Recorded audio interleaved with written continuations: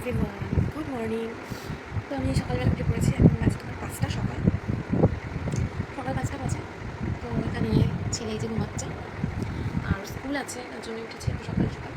তো চলো ওদের সাথে বাকিটাও শেয়ার করি। তো দেখো বাইরে এসেছি, ওই দিকে দেখো ফুল তুলছে, ওই যে একজন ফুল নিচ্ছে দেখতে পাচ্ছ, ওই দেখো। চলো আমি একটু হাঁটাহাঁটি করিনি সকাল সকাল, ভালোই লাগছে সকালে।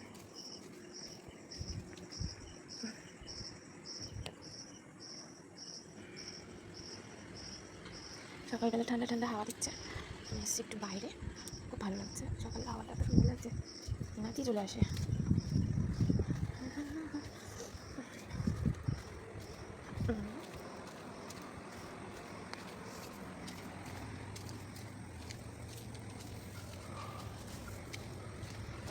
চলো এবার যাই ঘরে একটু।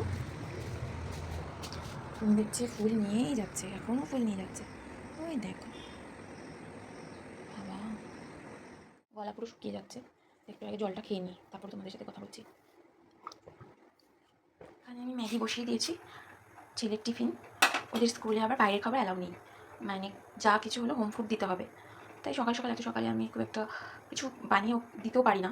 তাই তাড়াতাড়ি, যেহেতু ওদের 1 ঘন্টার মতো ক্লাস হয় আর না দিলেও মান সম্মানে পড়বো, তার জন্য একটু ম্যাগি করে দিচ্ছি, যাতে খেয়ে ও নিয়েও যেতে পারে। আর বাবু যেহেতু ম্যাগিটা একটু ভালোই খায়, এটাই বেশিরভাগ বানানো হয়। এমনি পেট বাটার এগুলো দিয়ে দিই মাঝে মাঝে, তো এটাই বেশি খায়, ও ভালো দেখি, তো যেটা ভালো খায় সেটাই আমি ওকে দিই। তো তাই এখন চট করে ম্যাগিটা বসিয়ে দিলাম।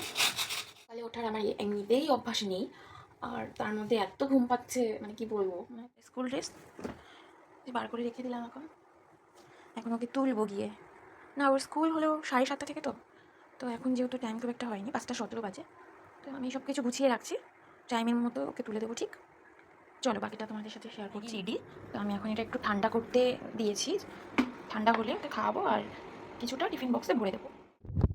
খাচ্ছে, দেখি বাবু এদিকে তাকা, এদিকে তাকা, স্কুল যাবি তো? হুম, তাড়াতাড়ি খেয়ে নাও, তাড়াতাড়ি খেয়ে নাও। কিছু গুছিয়ে টুছিয়ে দিয়েছি। আর দেখো, মানে স্কুল যাওয়ার আগে মানুষে কী করে, সব কিছু ঠিকঠাক করে, চুপচাপ থাকে, বসে থাকে, যাই করে। আর আমার ছেলে কী করে দেখবে, চলো দেখো। দেখো দেখো, এই যে, এই যে, দেখেছো? এই বাবু, তুই এগুলো বাসে বলছি, সরি, স্কুল নিয়ে যাবি? এটা নিয়ে যা স্কুলে, এটা স্কুলে নিয়ে যা, ব্যাগে ভরে। এটা যাবে না, যাবে না, এটা এটা ব্যাগে ভরবে না তোমার, ওই যে ব্যাগে ভরবে না এটা। হ্যাঁ, নিবি না? তাহলে ছোটোগুলোও নিয়ে যা, যা। ম্যাডাম বলবি কি, মা এগুলো পাঠিয়েছে, টিফিনের জায়গায় এগুলো দিয়ে দিয়েছে, কারণ আমি তো সারাদিন এগুলো নিয়ে থাকি, তাই মা এগুলো দিয়ে দিব। পাগল হয়ে যাবো, পাগল হয়ে যাবো। যাবে স্কুলে, বেরো, খুলো। সকাল হয়ে গেছে, খোলো। তো ছেলে তো স্কুলে চলে গেছে, তো আমি এখানে ব্রাশ করে নিচ্ছি, চলে এসেছি আমি এখন। তো একটু ক্রিমও মেখে নিয়েছি, তো এখন করবো কফি। চলো তোমাদের সাথে শেয়ার করবো। জানো তো ফ্রেন্ড, আগে আমি ফেসবুকে খুব একটা অ্যাক্টিভ থাকতাম না, অনলাইন থাকতাম কিন্তু অ্যাক্টিভ থাকতাম না। অ্যাক্টিভ বলতে মানে যে ফ্রেন্ড সার্কেলে যেটা অ্যাক্টিভ, সেটা থাকতাম না। তো এখন দেখছি না থাকলেই নয়, কারণ মানে নিজেকে সময় দেওয়া খুবই দরকার আমি মনে করি এখন। আর ফেসবুকে না থাকতে থাকতে আমার রিচ একদম ডাউন হয়ে গেছিলো। তো কদিন ধরে যেহেতু আমি অ্যাক্টিভ রয়েছি, খুব বেশি ভিডিও এসব পোস্ট করছি, এর জন্য আমার এখন সব কিছু ঠিকঠাক আছে, বেশ মানে ভালো আছে আর কি। ফেসবুকটাও ঠিক আছে, আগে তো পুরো লালে লাল হয়ে গেছিলো, এখন সবুজ হয়েছে। তো এভাবেই তোমরা আমাকে সাপোর্ট করে যেও, পাশে থেকো। আমিও চেষ্টা করব যে যতটুকু পারি তোমাদের সাথে থাকার। স্কুলে তো এখনও 1 ঘন্টা কি 2 ঘন্টা পর হয়তো আসবে, বা 1.5 ঘন্টা, ওদের ক্লাস এরকমই হয়।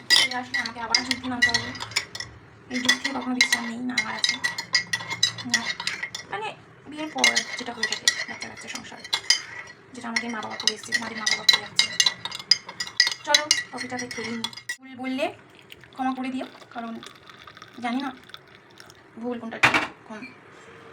আর ভয়েস আমি খুব একটা দিই না, তো যেহেতু গান দিয়ে বেশিরভাগ রিল করা হতো আমার, আর এখন যেহেতু তোমার রিল পোস্ট করলেই কপিরাইট দিচ্ছে, তাই নিজের ভয়েস দিয়েই করতে হচ্ছে।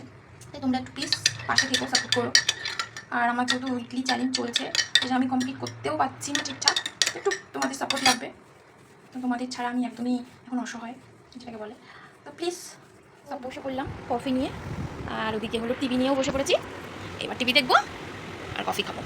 আচ্ছা, গরম লাগছিল, একটু এসিও চালিয়ে নিলাম। সকালে উঠলে একটু ভালোও লাগে, এনার্জি লাগে, মানে ফ্রেশ লাগে।